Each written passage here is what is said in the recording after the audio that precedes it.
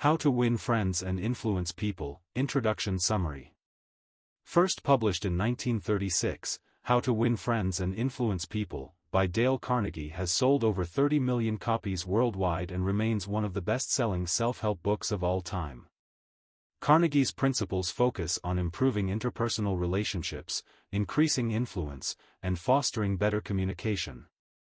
The book emphasizes that empathy, respect, and understanding are the keys to forming meaningful relationships, influencing others, and succeeding in both personal and professional life. Carnegie's methods advocate for approaching others with genuine interest, offering sincere praise, avoiding criticism, and using subtle persuasion techniques to win people over to your way of thinking. Throughout the book, Carnegie uses real-world examples and anecdotes to demonstrate how anyone can build stronger relationships, resolve conflicts, and inspire enthusiasm and cooperation. The principles in the book are divided into 4 main sections: how to handle people, how to make people like you, how to win people over to your way of thinking, and how to be an effective leader. This summary will provide a breakdown of each part and the key lessons they contain, offering actionable insights that can be applied in everyday life.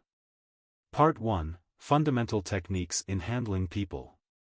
Carnegie begins with 3 foundational principles that define how to interact with others positively and constructively. Principle 1: Don't criticize, condemn, or complain. Carnegie argues that criticism is counterproductive. People don't respond well to criticism because it attacks their pride and self-worth. Instead of inspiring change, criticism often leads to resentment. Carnegie advises against criticizing others, urging readers to focus on understanding their perspective and offering encouragement instead. Example: Carnegie shares the story of Abraham Lincoln, who, after learning the futility of criticism in his youth, refrained from condemning others in his later years, focusing on understanding instead. Action for Principle 1: When tempted to criticize, pause and find a positive, constructive way to address the situation without blaming or condemning. Key takeaway: criticism rarely leads to improvement. People respond better to encouragement and understanding than to blame. Principle 2: Give honest and sincere appreciation. Carnegie emphasizes the importance of genuine praise. Everyone craves validation and recognition, and when you give sincere appreciation, you inspire others to do their best. However, flattery is to be avoided. Only genuine, heartfelt praise fosters goodwill. Example: Charles Schwab, a famous industrialist, was known for praising his employees sincerely, which increased their productivity and loyalty. Action for Principle 2: Look for opportunities to give genuine compliments to those around you, focusing on their strengths or contributions. Key takeaway: appreciation motivates. Sincere praise encourages others to continue striving for success and build strong relationships. Principle 3: Arouse in the other person an eager want. Carnegie teaches that people are motivated by their own desires and ambitions. To influence others, you must first understand what they want and frame your ideas in a way that appeals to their interests. By aligning your goals with theirs, you are more likely to gain their cooperation. Example: Carnegie shares how Henry Ford motivated his workers by offering higher wages and better working conditions, understanding their needs for fair treatment and financial security. Action for Principle 3: Frame your requests in a way that shows the other person how they will benefit from agreeing with you. Key takeaway: appeal to the other person's desires. When you align your goals with their interests, they are more likely to be cooperative and engaged. Part 2: 6 Ways to Make People Like You. This section outlines strategies for becoming more likable by focusing on making others feel valued and understood. Principle 1: Become genuinely interested in other people. Carnegie teaches that the best way to make others like you is to show genuine interest in them. People are drawn to those who show curiosity and appreciation for their experiences and thoughts. Focusing on others, rather than yourself, fosters strong, lasting relationships. Example: Theodore Roosevelt was known for his ability to connect with people by learning about their interests and passions. Action for Principle 1. In your conversations, ask questions and show sincere curiosity about the other person's life and interests. Key takeaway. People like those who are interested in them. Genuine curiosity about others helps you build strong connections. Principle 2. Smile. Carnegie emphasizes the power of a simple smile. A smile communicates friendliness, warmth, and openness, creating a positive atmosphere and making others feel comfortable. Example. Carnegie recounts how Charles Dickens described a smile as irresistibly contagious, helping to spread good cheer and openness. Action for Principle 2. Make a conscious effort to smile, especially in new or challenging situations. Key takeaway. A smile is a powerful tool. It signals warmth and friendliness, instantly putting people at ease. Principle 3. Remember that a person's name is the sweetest sound to them. A person's name is a key part of their identity, and when you remember and use someone's name in conversation, it shows respect and recognition. People feel valued and you make an effort to remember their names. Example. Andrew Carnegie was known for remembering the names of all his employees, even those in the lower ranks, earning their respect and loyalty. Action for Principle 3. Practice remembering people's names and use them in conversation to strengthen connections. Key takeaway. A person's name is important to them. Using someone's name shows that you value and respect them. Principle 4. Be a good listener. Encourage others to talk about themselves. People appreciate good listeners. When you actively listen to others and encourage them to talk about their experiences and thoughts, you build trust and rapport. Listening shows that you value their perspective. Example. Carnegie tells how he made a botanist feel important simply by letting him speak about his passion for plants during a dinner conversation. Action for Principle 4. Focus on asking questions and encouraging others to talk about themselves. Listen more than you speak. Key takeaway. Listening builds rapport. Encouraging others to share their thoughts makes them feel valued and respected. Principle 5. Talk in terms of the other person's interests. Carnegie teaches that to engage people, you should speak in terms of their interests. Conversations that focus on topics the other person is passionate about are more enjoyable and engaging for them. Example. A successful salesman learned about his client's personal interests and used that knowledge to build stronger relationships. Action for Principle 5. Tailor your conversations to the other person's interests to keep them engaged. Key takeaway. People enjoy talking about their interests. When you focus on what they care about, you create positive and engaging interactions. Principle 6. Make the other person feel important, and do it sincerely. Everyone wants to feel important. Carnegie argues that making people feel valued and appreciated is key to building strong relationships. Sincerity is essential. Empty flattery can backfire, but genuine recognition builds trust. Example. Carnegie shares how a businessman won over a difficult client by making him feel important, which shifted the dynamic from conflict to cooperation. Action for Principle 6. Find ways to make others feel important by recognizing their unique strengths and contributions. Key takeaway. Making others feel important builds trust and strengthens relationships. Sincere appreciation goes a long way in winning people over. Part 3. How to win people to your way of thinking. In this section, Carnegie introduces methods for persuading others and winning them over to your point of view, focusing on subtle, non-confrontational techniques. Principle 1. The only way to get the best of an argument is to avoid it. Carnegie argues that arguments are rarely productive. Even if you win, the other person is likely to feel resentful or defensive. Rather than engaging in arguments, focus on finding common ground and avoiding confrontation. Example. Benjamin Franklin famously avoided direct contradictions and arguments, opting instead to influence others through diplomacy and tact.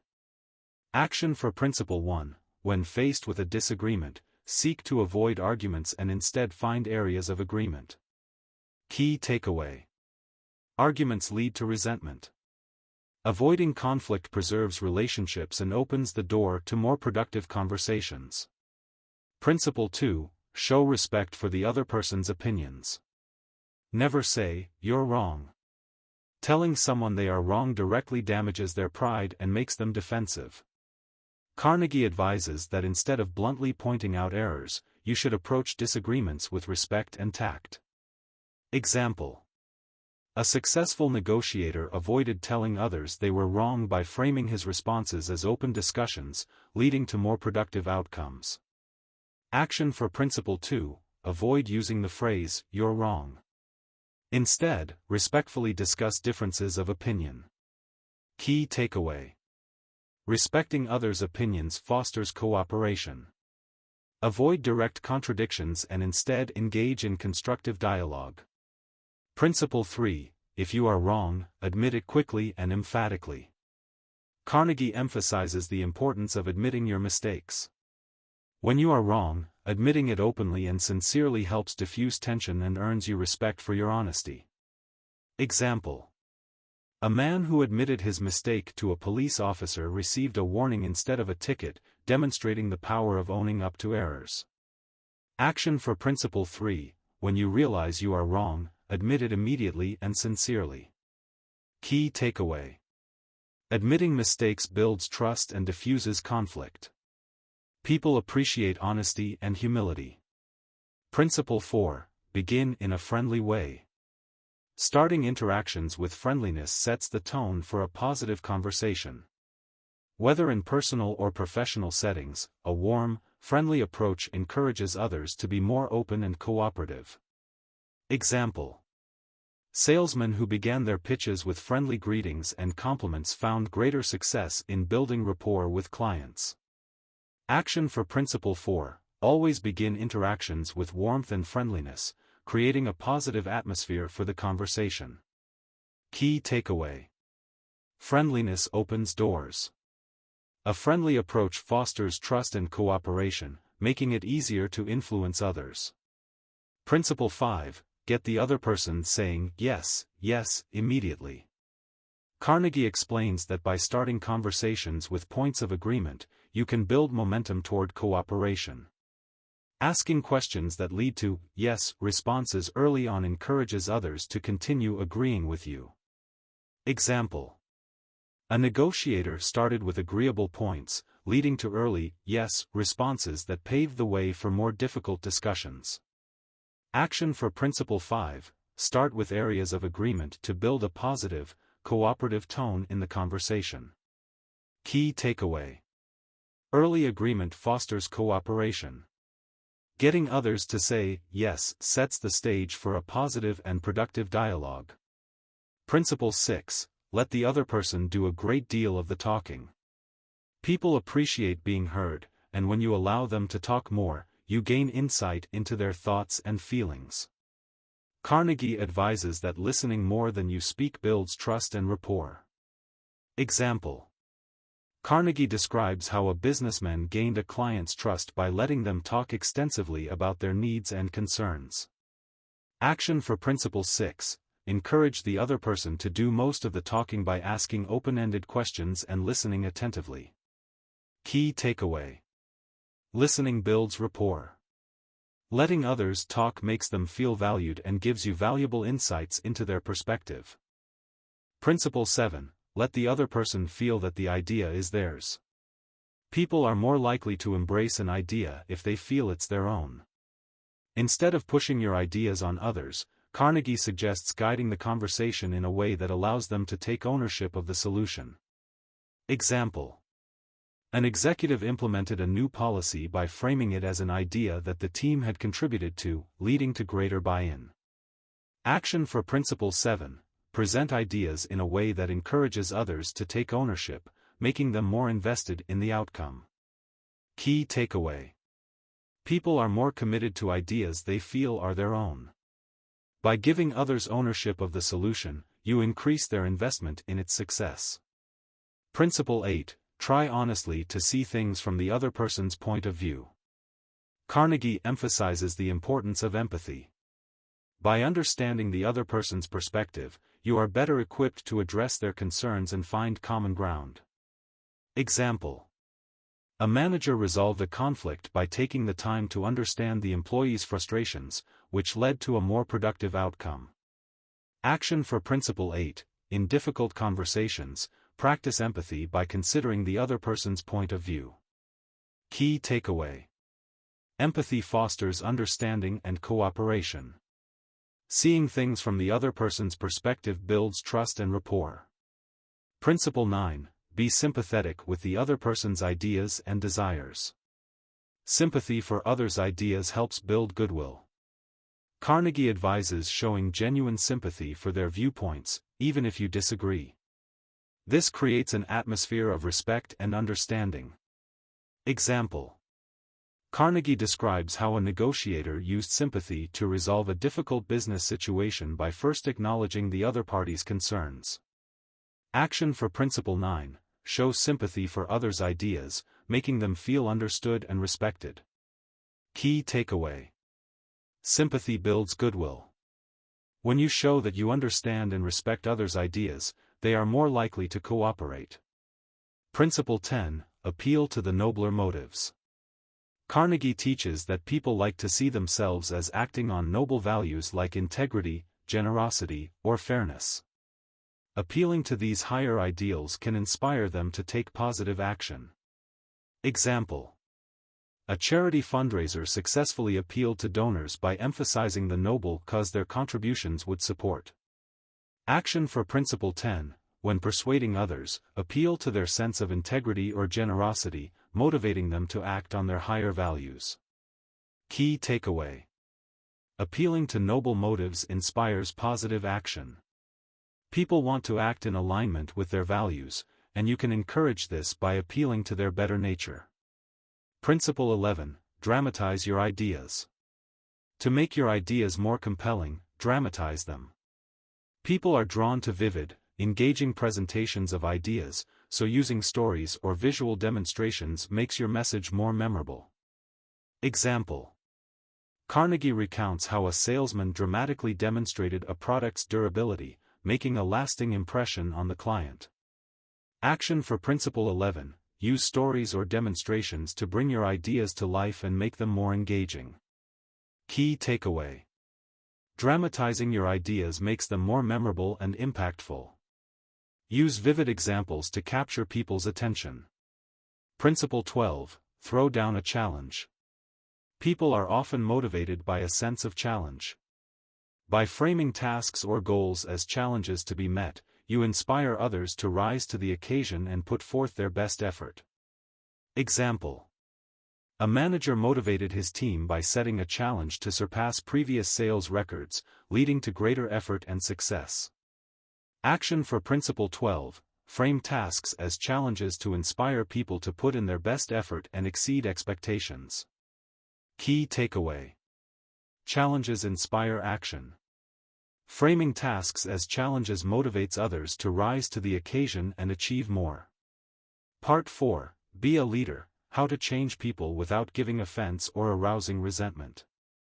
Carnegie concludes the book with principles for effective leadership, focusing on inspiring and guiding others without causing resentment or offense.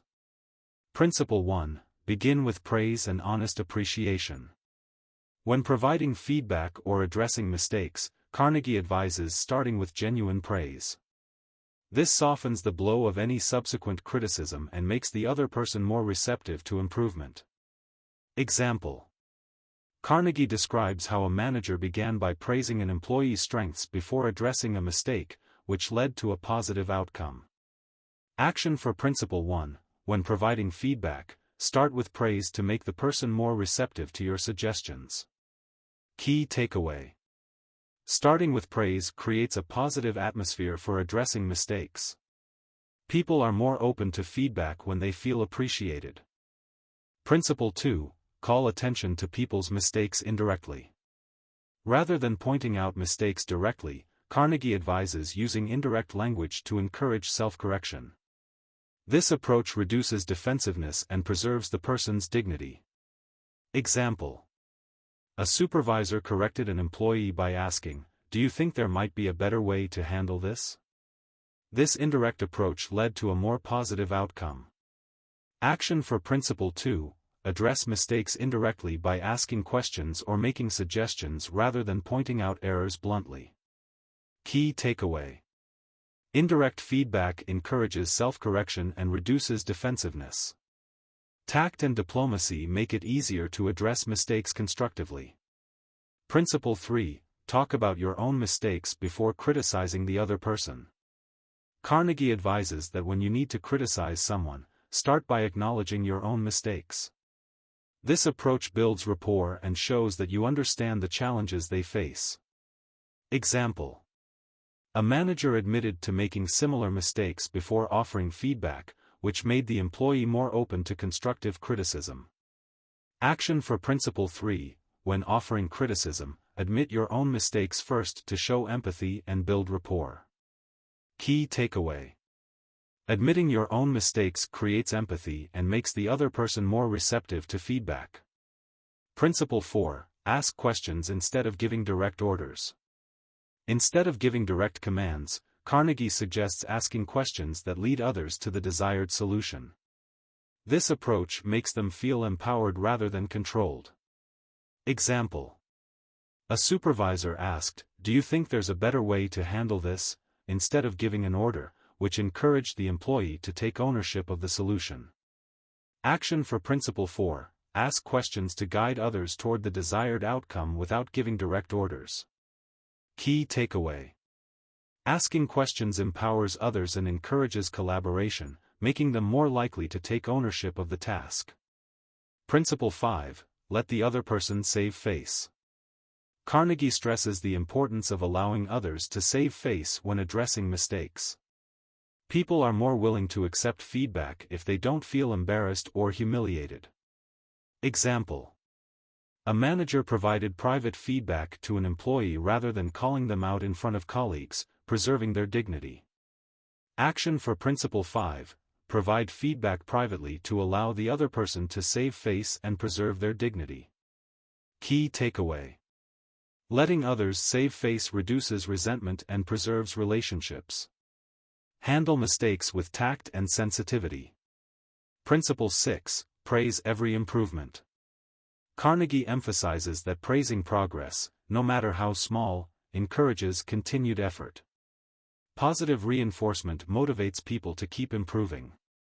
Example: a manager praised even small improvements in employee performance, boosting morale and encouraging further progress. Action for Principle 6: praise every improvement to encourage continued growth and effort. Key takeaway: praising progress motivates people to keep improving. Positive reinforcement builds confidence and enthusiasm. Principle 7: give the other person a fine reputation to live up to. Carnegie teaches that by expressing confidence in others, you give them a reputation to live up to. When you set high expectations, people often strive to meet them. Example: a teacher boosted a student's performance by telling him, "You're a smart, capable student," giving him a positive reputation to uphold.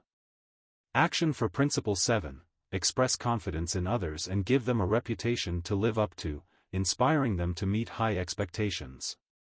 Key takeaway: giving others a reputation to live up to motivates them to strive for excellence. Principle 8: use encouragement.